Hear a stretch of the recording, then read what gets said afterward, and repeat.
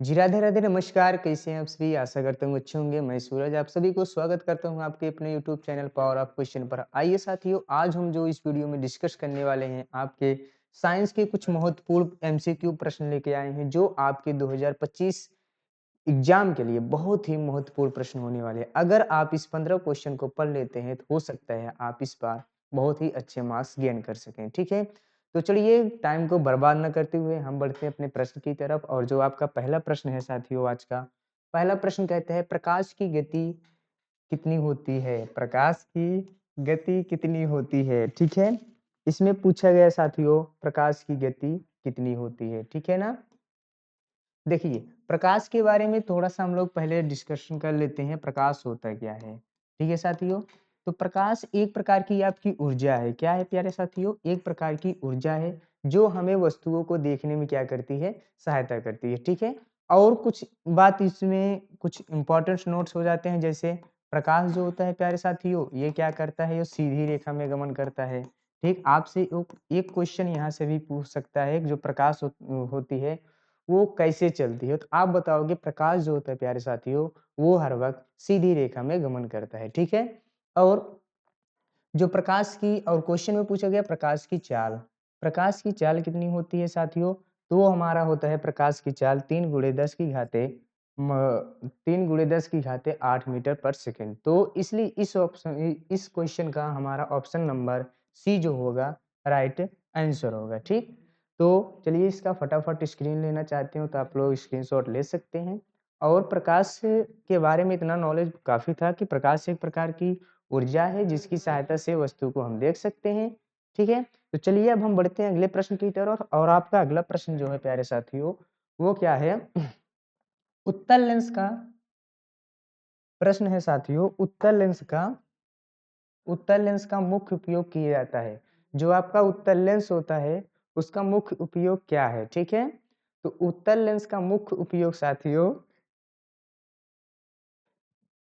Option दिए गए हैं दूर की वस्तुओं को दिखाने के लिए या सूक्ष्म वस्तुओं को दिखने के लिए या प्रकाश को अवशोषित करना या छाया को बनाना। तो ऑप्शन नंबर जो होगा वो प्यारे साथियों ऑप्शन नंबर सी होगा, ठीक? ऑप्शन नंबर सी होगा प्रकाश को अवशोषित करता है। यह प्रकाश को क्या करता है प्यारे साथियों? अवशोषित करता है। अवशोषित मतलब होता है जो प्रकाश की किरणें होती हैं, जो आपकी प्रकाश की किरणें होती हैं प्यारे साथियों, इन सब किरणों को एक जगह एकत्रित करता है, ठीक है? एक जगह क्या करता है? एकत्रित करता हो, इसी क्रिया को क्या बोला जाता है? अवशोषित करना, ठीक? चलिए, तो इस प्रश्न का जो राइट आंसर है वो हमारा ऑप्शन नंबर सी का होगा, ठीक है? चलिए अब हम बढ़ते हैं अगले प्रश्न की तरफ और आपका प्रश्न नंबर 3 क्या कहता है? कि वक्रता त्रिज्या रेडियस ऑफ कर्वेचर आप जानते ही हो कि एक सर्कल होता है, क्या होता है? एक सर्कल, सर्कल के बीच में क्या होता है? आपका सेंटर और यहाँ पे क्या होता है? ये आपका रेडियस होता है, ठीक है? इसके बारे में पूछा गया है कि जो आपकी वक्रता त्रिज्या होता है उसका सूत्र क्या होता है? रेडियस ऑफ कर्वेचर का फार्मूला क्या होता है? तो ऑप्शन में इसका जो राइट ऑप्शन होने वाला है प्यारे साथियों, वो होने वाला है आर इक्वल टू 1 अपॉन के। क्या होता है? R equal to sorry r equal to 1 upon k, ठीक? चलिए ये हमारा ऑप्शन नंबर सी क्या होगा? राइट आंसर होगा। अब हम बढ़ते हैं अगले प्रश्न की तरफ और आपका प्रश्न नंबर 4 क्या कहता है? अपवर्तनांक सूचकांक जिसको हम बोलते हैं रिफ्लेक्टिव इंडेक्स, क्या बोला जाता है? रिफ्लेक्टिव इंडेक्स का मात्रक क्या होता है, ठीक? तो देखिए रिफ्लेक्टिव इंडेक्स का कोई मात्रक नहीं होता है। अगर आपसे क्वेश्चन पूछा जाए रिफ्लेक्टिव इंडेक्स का मात्रक क्या है, तो आप कहोगे कि इसका कोई मात्रक, इसका कोई भी यूनिट नहीं होता है, ठीक है? तो ये जो है साथियों वो बिना इकाई की होती है। क्या होती है? बिना इकाई की होती है, ठीक? चलिए अब हम बढ़ रहे हैं अगले प्रश्न की तरफ और आपका प्रश्न नंबर 7 क्या कह रहा है? जंग लगने का रासायनिक नाम क्या होता है? किसी लोहे में साथियों, किसी लोहे में अगर जंग लग रहा है तो वो कौन सी क्रिया कही जाती है, ठीक? किसी लोहे में अगर जंग लग रहा है वो कौन सी क्रिया होती है? ऑक्सीकरण क्रिया होती है या कैल्शियम होता है या हाइड्रोजन होता है या सिलिकॉन होता है? क्वेश्चन नंबर 6 का जो राइट आंसर होगा साथियों वो ऑप्शन नंबर ए होगा। क्या होगा? ऑप्शन नंबर ए होगा, ऑक्सीकरण अपक्रिया होती है। कौन सी अपक्रिया है प्यारे साथियों? ऑक्सीकरण अपक्रिया। ठीक, कौन सी अपक्रिया? ऑक्सीकरण अवक्रिया। कौन सा अपक्रिया है प्यारे साथियों? ऑक्सीकरण अपक्रिया। ठीक है, चलिए अब हम बढ़ेंगे अगले प्रश्न की तरफ। और आपका अगला प्रश्न क्या है? अगले प्रश्न से बढ़ने से पहले आई रिक्वेस्ट यू कि अगर आप हमारे चैनल पे पहली बार हो तो चैनल को जरूर दोस्तों के पास शेयर करिए, जिससे उनका भी इस बार 2025 में बहुत ही अच्छा मार्क्स मिले। ठीक है, चलिए प्रश्न नंबर 7 है, निम्नलिखित में से कौन सी गैस जल में नीले लिटमस को लाल कर देती है? क्या साथियों? नीले लिटमस को, नीले लिटमस लिटमस को नीले लिटमस को क्या कर रही है प्यारे साथियों? वो लाल कर रही है। नीले लिटमस को लाल कर देती है। ठीक है, जैसे ये कोई नीला लिटमस है। ठीक है, क्या है ये? आपका नीला लिटमस है। इसमें अगर हम ये कैसे बना देती है? तो वो बना देती है आपकी रेड बना रही है। कैसे बना देती है? रेड। तो उसमें किस क्रिया के कारण होता है? ऑक्सीकरण, अमोनिया, हाइड्रोजन या नाइट्रोजन के कारण। ऑप्शन नंबर 7 का जो राइट आंसर है साथियों, ऑप्शन नंबर आपका सी होगा। ये होता है हाइड्रोजन क्लोराइड के कारण होता है। किसके कारण? Hydrogen chloride. ये सब क्या है, कैसे हैं, अगर आपको सीखना है तो हमारे इस नंबर पे कांटेक्ट कर सकते हैं। हम आपको सारी वीडियो का,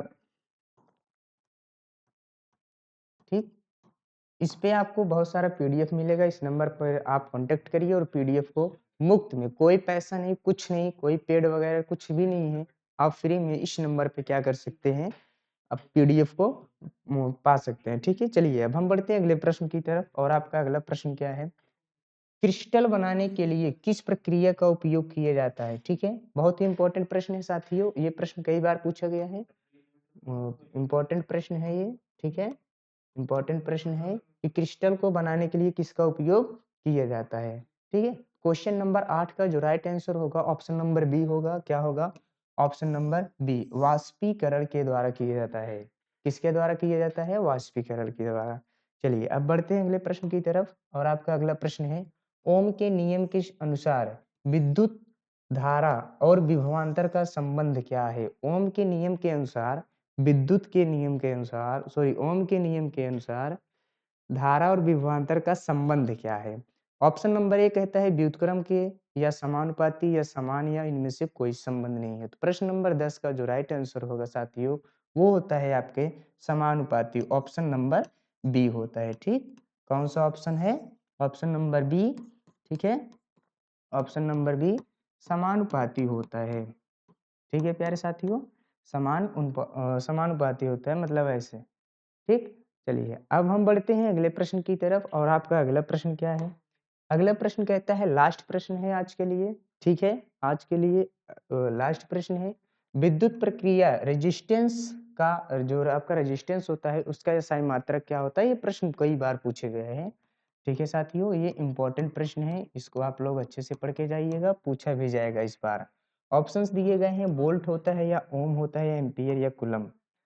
तो इसका आंसर आप लोग कमेंट करके बताइएगा, लेकिन हम बता दे रहे हैं इसका जो राइट आंसर होता है साथियों, ऑप्शन नंबर बी होता है। क्या होता है? ऑप्शन नंबर बी, ओम। और ओम का जो प्रतीक होता है साथियों, ये होता है। ठीक है, चलिए तो आज के लिए इतना ही। फिर से मिलेंगे नेक्स्ट वीडियो में। लेकिन आप अगर पहली बार चैनल हो तो लास्ट बार है, चैनल को जरूर शेयर करिएगा अपने दोस्तों के पास। जय हिंद, जय भारत।